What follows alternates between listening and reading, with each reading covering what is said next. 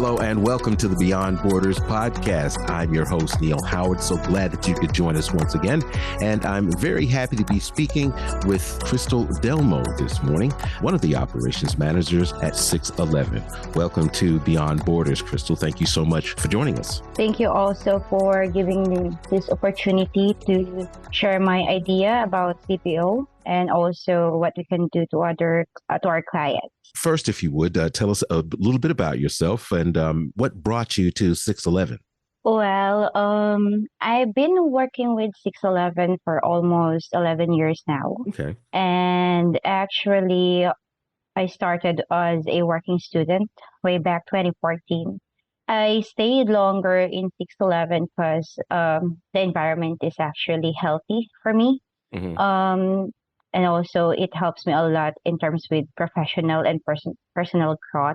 Now, as far as the operations manager, one of the operations managers role there at SixEleven, what is your main function as far as the overall operation is concerned?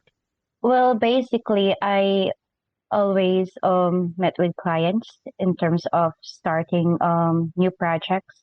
I overseeing campaigns under my supervision. And also I help with my clients in terms if they have any concerns in regards with operations, productivity, KPIs, and also making sure that our clients is satisfied with the service that we provide. Okay, so basically, you're an account executive sort of thing, kind of a fixer for the client if they have any problems, any customer care needs. You facilitate that or take care of it yourself, right? Yes, along with my team leaders as well. Mm-hmm. They actually the one micromanaging in the operation on a daily basis. But for me, I'm just overseeing everything. Explain for myself and our listeners the SIM registration process at SixEleven. What does it involve and why is it important for your clients? Well, basically, in SIM registration, what we do is that we manual validate the accounts or the users of these teams. So we do have this 10 SOP that we do for this project. So I can walk you through each process. Okay. Okay. So step one, basically, we do need to do customer access and account creation. So on that, we do when customer initiates registration by visiting our online platform or website, and then they will gonna create their account, and after that, we're gonna send the account confirmation or the network itself. Okay, and then the step two, the customer will be uploading of required documents. So we will gonna request customer identification documents. So uploads their photos, government IDs, such as like driver's license, TIN, like that. And the step three, we do customer information entry. So in regards with this, we capture customer details like full name, date of birth, address, national ID, or the passport number. We will gonna check that on the ID that they submitted and also those those information that they input while creating their account. So we manually check if their input and also submitted the right information to the system. Is this kind of a background check or a vetting process? This is something that happens with each and every client, or are there some clients that can bypass this SIM registration? No one actually can bypass the SIM Mm-hmm. registration. Mm-hmm. This is actually the mandatory process. It's actually mandated here in the Philippines already that all SIM should be registered. Is SIM an acronym for something? Yeah, that's actually subscriber identity module. Mm-hmm. Subscriber identity module. Okay.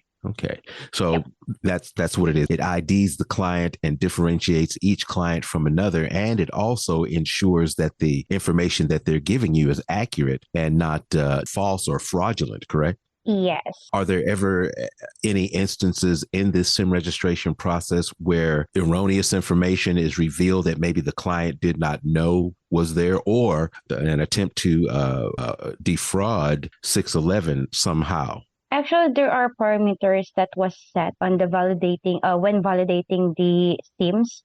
So Mhm. let's say the account user is actually below 18 years old. Mhm. So they are not we cannot actually process their request to register their SIM.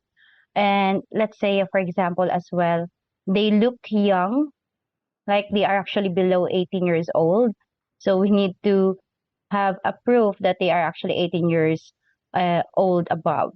Those are actually the samples of the parameters that we rejected the account user. So we can prohibit the fraudulent activities. Okay.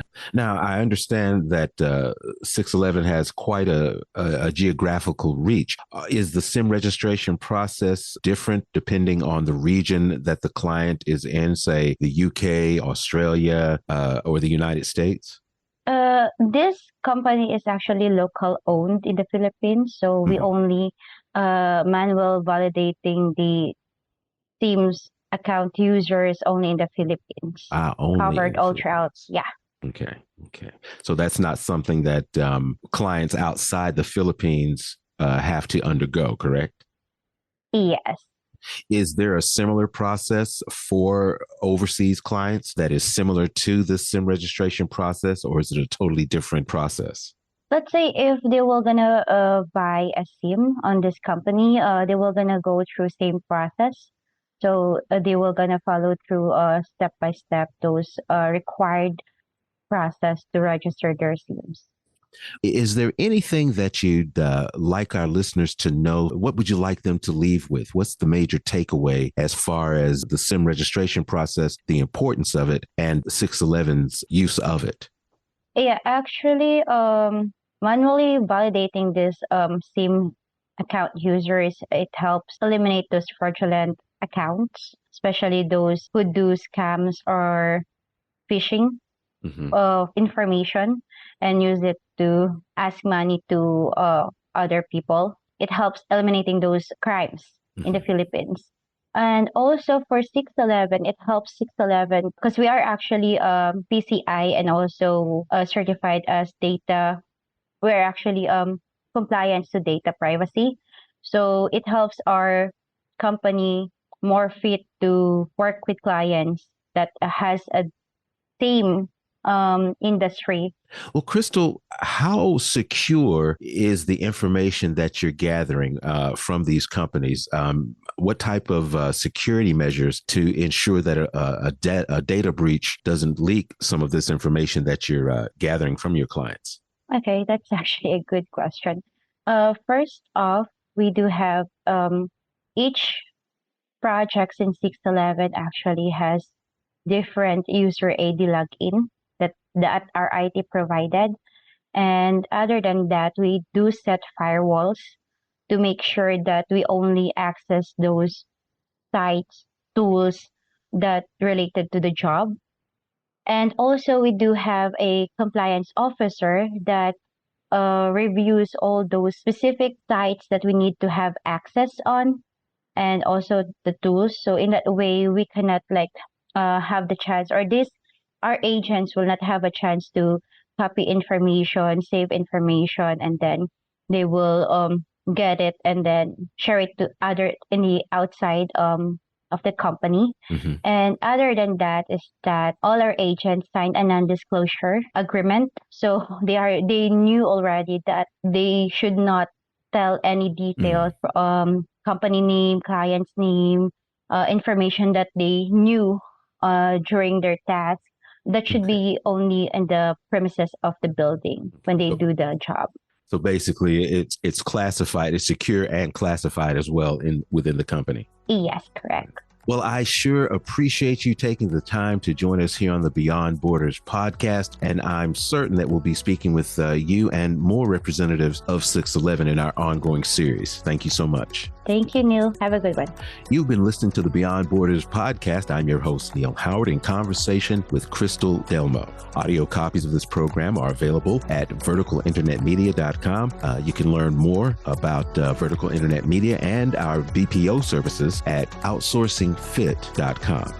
Give us some contact information, if you would, so that our listeners can learn much more about 611. Okay. You can visit our website, 6elevenbpo.com. Okay. So to anybody that was interested to be part of our company as clients, as also as part as employee, so they can actually visit our website. Well, once again, I thank you so much for your time, and I'm hoping that we'll speak again. Thank you. Thank you. Bye-bye.